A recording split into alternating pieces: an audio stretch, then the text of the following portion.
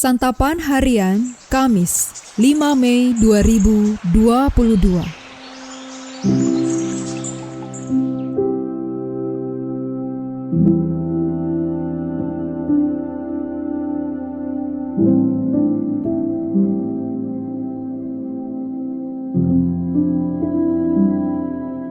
Inilah program Santapan Harian, sebuah program yang mengajak Anda menelusuri isi Alkitab, agar Anda menemukan makna firman Tuhan sesuai dengan konteksnya. Santapan Harian tertuju bagi Anda yang ingin memiliki kehidupan rohani yang segar, kuat, dan sigap.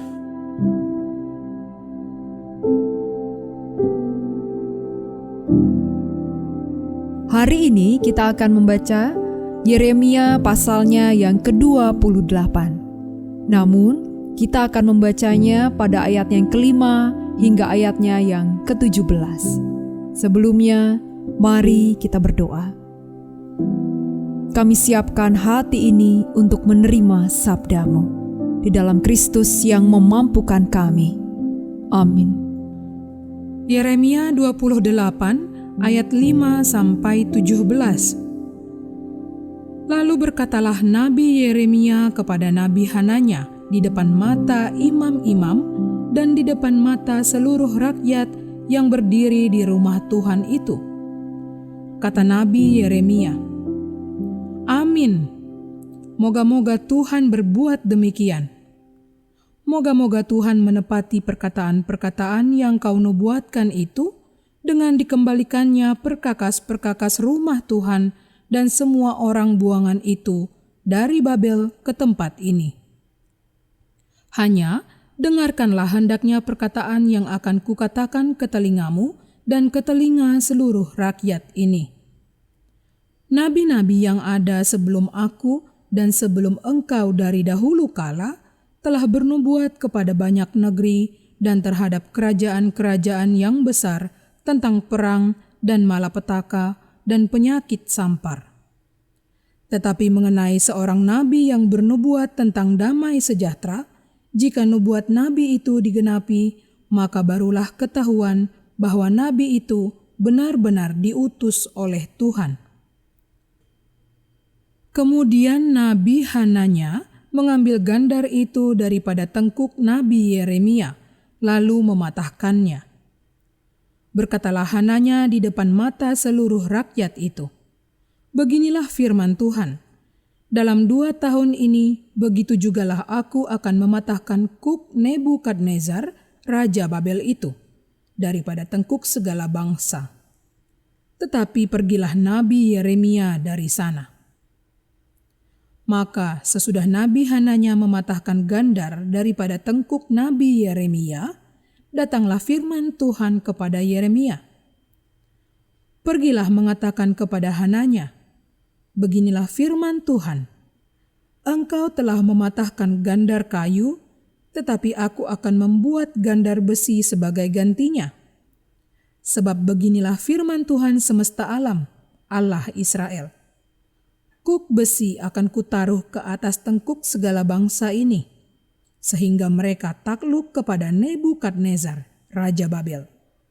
Sungguh mereka akan takluk kepadanya. Malahan binatang-binatang di padang telah kuserahkan kepadanya." Lalu berkatalah Nabi Yeremia kepada Nabi Hananya, "Dengarkanlah hai Hananya, Tuhan tidak mengutus engkau, tetapi engkau telah membuat bangsa ini percaya kepada dusta. Sebab itu beginilah firman Tuhan, sesungguhnya aku menyuruh engkau pergi dari muka bumi. Tahun ini juga engkau akan mati, sebab engkau telah mengajak murtad terhadap Tuhan." Maka matilah Nabi Hananya dalam tahun itu juga, pada bulan yang ke-7.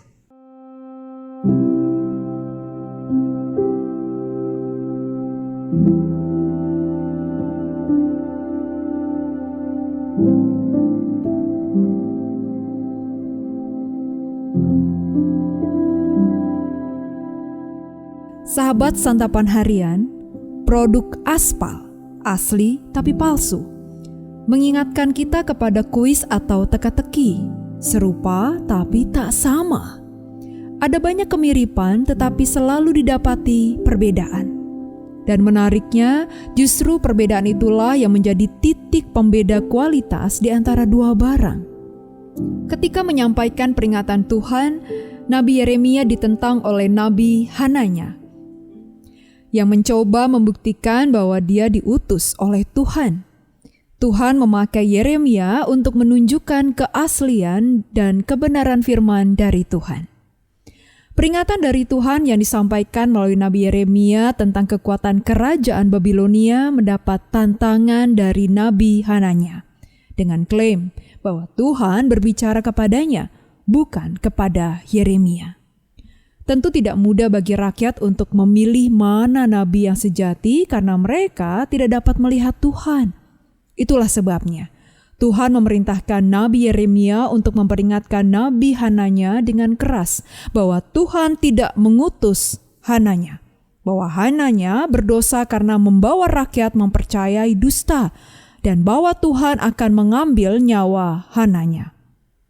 2 bulan kemudian, Nabi Hananya mati. Sekali lagi, kebesaran Tuhan ditunjukkan melalui kebenaran firman-Nya.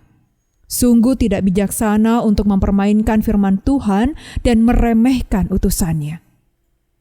Allah memanggil umat-Nya untuk tidak terjebak pada firman Tuhan yang aspal atau terlihat asli tetapi sebenarnya palsu. Kebenaran sejati akan mengarahkan kita kepada jalan kehidupan yang terarah kepada Tuhan Allah kita.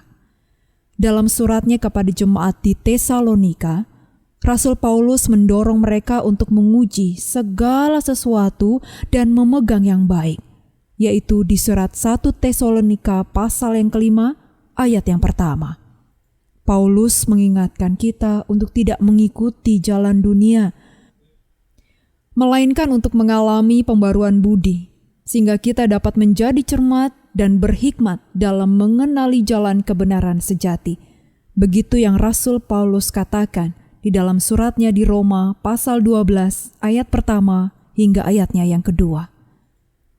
Sudahkah pikiran kita diperbarui oleh Allah untuk cermat dalam mengenali jalan kebenarannya?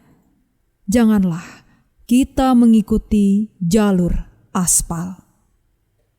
Mari kita berdoa. Tiada kami ragu lagi untuk ikut Engkau ya Yesus. Dan tiada lagi kami ragu untuk melayani-Mu walau banyak rintangan yang menghadang. Engkaulah jalan kebenaran dan memberi hidup yang kekal. Di dalam nama-Mu, Yesus Kristus, kami berdoa. Amin.